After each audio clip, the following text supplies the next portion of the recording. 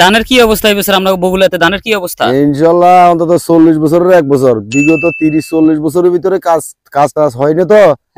এই জন্য আমরা ফসলাদি করলেও ডুবি যাইতো, তারপরে যাই জোয়ারে যারে অত্যাচারে মানে জর্জরিত, এই হিসেবে ধান পান হইতো না। এই বিগত এই 2 বছর তো আল্লাহর নেয়ামত, আল্লাহ দিতেছে, আল্লাহর কাছে লাখ লাখ শুকরিয়া।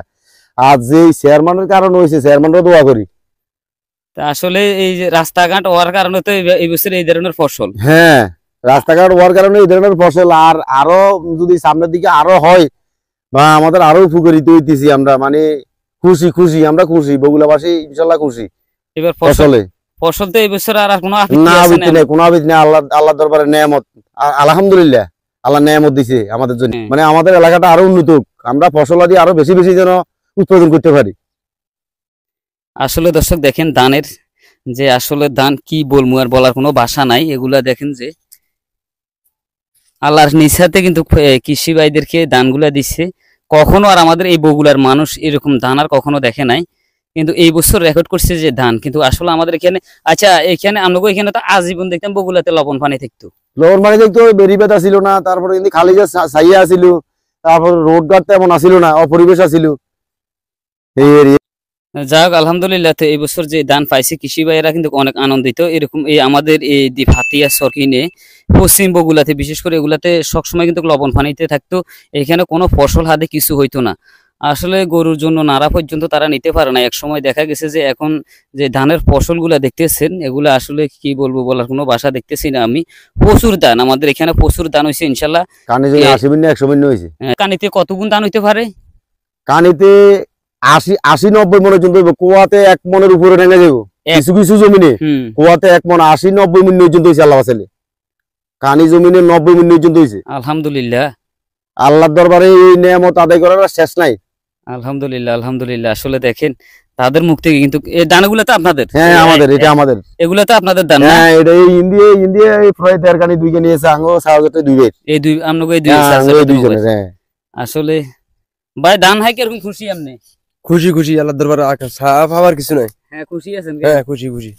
আসলে দেখেন কি পরিমাণ দান। তো দর্শক ভিডিওটা যে যেখান থেকে দেখছেন শেয়ার করে দিবেন। আপনার শেয়ারের মাধ্যমে আমাদের এই হাতিয়া সর্বগুলা আরো উন্নয়ন হোক, আমরা চাই আরো উন্নয়ন হোক। হ্যাঁ আরো একটু উন্নত যদি হয় তাহলে আমাদের এখানকার এই সাধারণ মানুষগুলো আরো বহু দূরে এগিয়ে যেতে পারবো বলে আমরা আশা করি। এখানে চাষবাস, কৃষি, ক্ষেত খামারি গুলো আরো ইনশাল্লাহ হবে যদি এরকমের এলাকাতে কাজ হয়। আর আমাদের একটা আবদার, নদীতে অন্তত জিও ব্যাগ হইলো, অন্তত বল্লক যদি নাও হয়, হ্যাঁ একটা জিও ব্যাগ হালাই দিল আমাদের এই ফসলীয় জমি, তাহলে ঘর বাড়ি বিলে নিবে না। আমরা শত শত পরিবার আছি, শত শত খানি জমি আছে। এই ধরনের জমি ভিতরের সাইডে এই ধরনের দান হয় নাই, কিন্তু দেখা গেল এই ধরনের সোনার জমি আমরা হারালাম।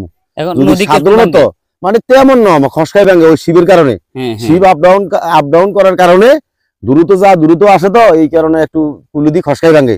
যদি জিও ব্যাগ দিই কোনো মতো, যদি জিও ব্যাগ পালা যায় তাহলে আমাদের এটা ভাঙা বন্ধ হয়ে যাবে, ভাঙবে না।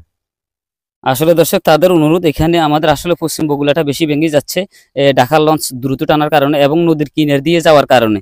তো আমরা বলবো যে লঞ্চ কর্তৃপক্ষ যারা আছেন তাদের কাছে আমরা বিশেষ করে অনুরোধ করে বলবো, আপনারা হাতিয়া তমরদি ঘাট থেকে ছাড়ার পর 5 মিনিট যদি কমিয়ে চালানো হয় এবং কিংবা যদি বাইরে দিয়ে যায় তাহলে কিন্তু আমাদের এই সর্বগুলাটা ভাঙবে না। তাহলে এই সাধারণ মানুষের, কৃষি ভাইদের এই জায়গা জমিন গুলা ভাঙবে না, এই অনুরোধ।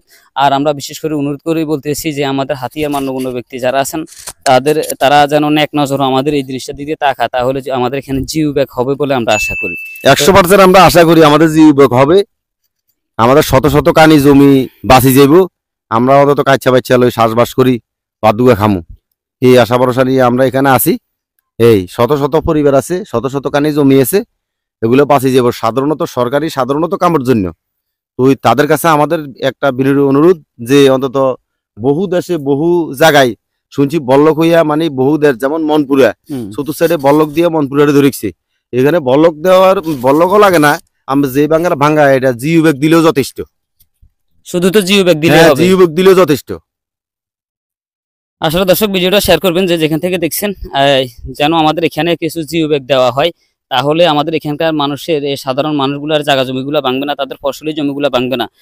একদিকে তারা ভাঙতে ভাঙতে সবাই কিন্তু সর্বহারা, তারা এখন বেড়ির পাশে পাশে কেউ অবস্থান করছে, তাদের বাড়ি গিয়ে সম্পূর্ণ বেড়ির পাশে পাশে যা কিছু আছে এখন বর্তমানে যেন ওগুলা থাকে, এই তাদের এই আবদার আপনাদের কাছে। তো দর্শক ভালো থাকবেন, সবাই সুস্থ থাকবেন, আল্লাহ হাফেজ। আসসালামু আলাইকুম। যে যেখান থেকে দেখছেন ভিডিওটা শেয়ার করে দিবেন।